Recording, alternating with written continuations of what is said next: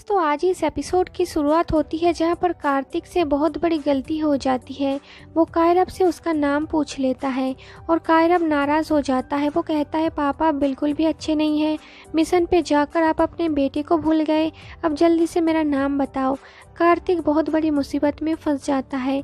फिर वो अपनी और नायरा की एक पुरानी बातें याद करता है कि जब उसने और नायरा ने दोनों ने मिलकर अपने होने वाले बच्चे का नाम कायरब सोच के रखा था और कार्तिक यहाँ पर अंदाजे में तीर चला देता है।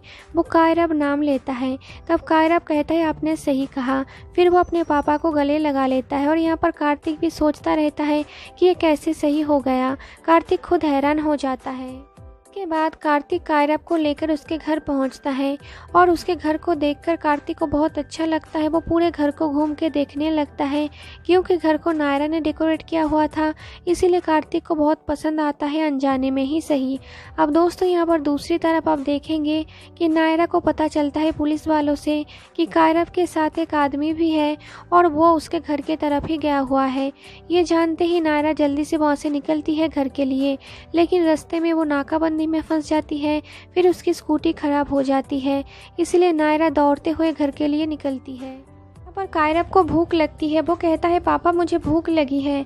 कार्तिक कहता है ठीक है अभी मंगा देता हूँ। तब कायरब कहता है नहीं मम्मा मुझे डांटेगी बाहर की फूड खाने से, जंक फूड खाने से। तब यहाँ पर कायरब के पूछने पर कार्तिक कहता है मुझे सिर्फ ब्रेड पकौड़ा बनाना आता है। ये सुनकर कायरब कहता है ब्रेड पकौड़ा। ये सुनकर कार्तिक हंस पड़ता है और वो प्यार से कायरब को किस करता है। ये देखकर कायरब कहता है मम्मा भी मुझे ऐसे ही किस करती है। ये सुनकर कार्तिक कहता है हो ही इतने प्यारे कि कोई भी आपको ऐसे ही किस करेगा।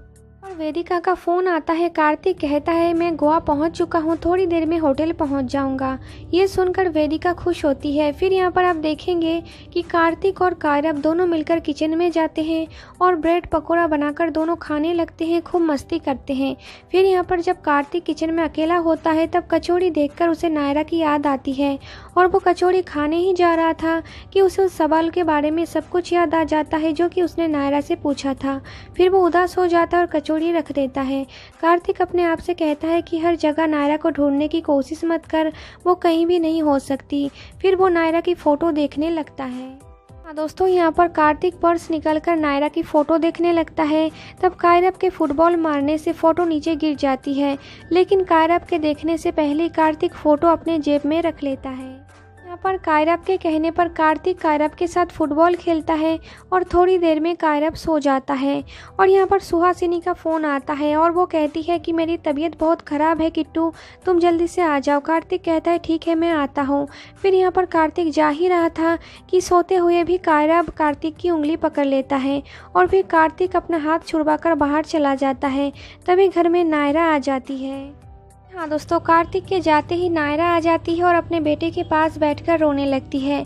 वहीं कार्तिक होटल जा ही रहा था कि वो कायरब के चिंता में फिर से वापस लौट आता है और वो दरवाजे पे ही रुक जाता है। वो देखता है कि बच्चे की माँ आ चुकी है। ये देखकर वो अंदर नहीं आता और दरवाजे से ही लौट जाता है, ये सोचकर कि मैं फिर से आऊँगा कायरब से मिलने और आपको समझाने। तो दोस्तों इस एपिसोड में इतना ही। क्या ये सब कुछ देखने के लिए